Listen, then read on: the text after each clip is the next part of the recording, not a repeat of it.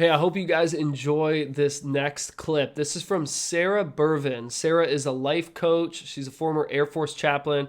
I just want to quick throw a clip out of a conversation her and I had.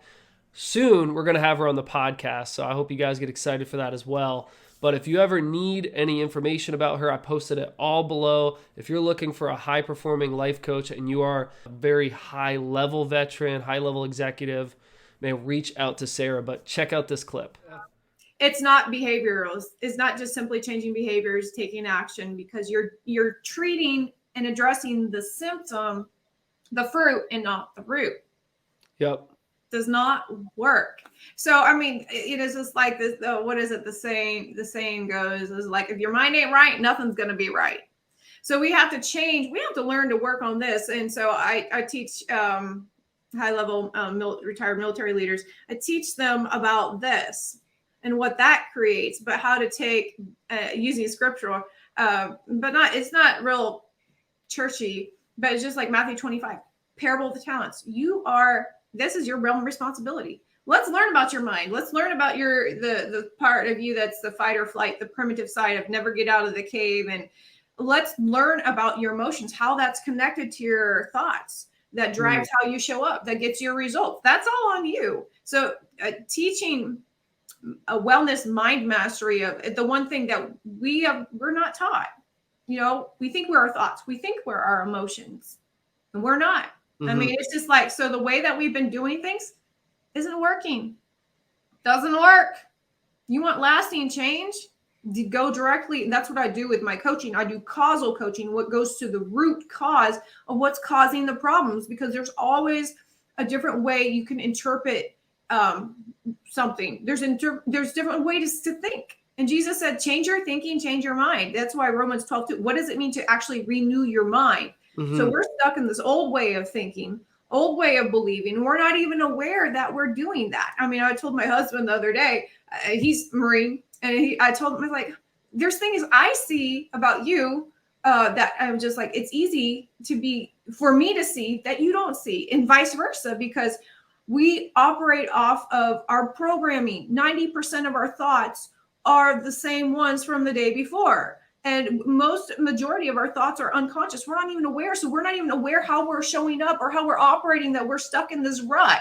So it takes having somebody from the outside to come in and say, hey, let's take a look at that. One of the most powerful things God has given us, we don't know how to use, much less even manage, and that is our minds. We don't know how to handle this thing and take dominion over this. Who are we to try and take dominion over other things outside of our lives, outside of our families, if we can't even handle our own selves, our own emotions, our own behaviors, our thoughts, our beliefs? Yeah. I mean, so I want to say that's harder. I mean, something God has given me, I call it inner arbor coaching, because we're taught in the military to develop and condition and train ourselves, like whether it's PT in the mornings, to be proficient at our jobs, to be ready for battle, right? We train ourselves externally, but we neglect internal inner armor, because it's not a matter of if, but when there's going to be storms. Like when I was in Japan, it's not a matter of if there's going to be a typhoon, but when. So we know that there's going to be storms, but we've not developed our internal armor, if you will. That's not that you're becoming softer. You're becoming more, you're becoming aware, and you're developing yourself. You're developing the skills how to, what I do is mental fitness conditioning. That is a huge piece of learning to strengthen and adversity proof your mind and spirit, because this is the essence of who you are that is reflected in every other aspect of your being. So resistance is not designed to crush you. It's designed to strengthen you. But it's all about your perspective and your perception. What's going on within you? It's just like this man that pushes against a rock. God tells him, push against this boulder. He pushes. He gets tired after a couple of minutes. God says, keep pushing. And it's like, there's nothing, no change, days, weeks, months. And the guy's like, God, the rock never moved. He's like, stand up, son. Look, I've never asked you to move the rock. Look who you've become in the process of what I've asked you to do. You've become strong. Your muscles are ripped. Your skin has become bronzed from the sun. I said, it's not that I ever asked you to move the rock. I asked you to simply push against it. So we often don't see things for what we automatically assume something like, oh, resistance. Like, no, No, no, no, no. And this goes again with what is your belief? Life happens to you or life happens for you? Then if we really believe Romans 8:28 that all things work together for the good of those who love God, well then like, oh, this thing that's happening, is that happening to me or for me? What is the automatic thing that comes up? That'll tell you your programming, your default thoughts, those thinking that wants to keep you stuck in the cave, if you will, that primitive part of your brain.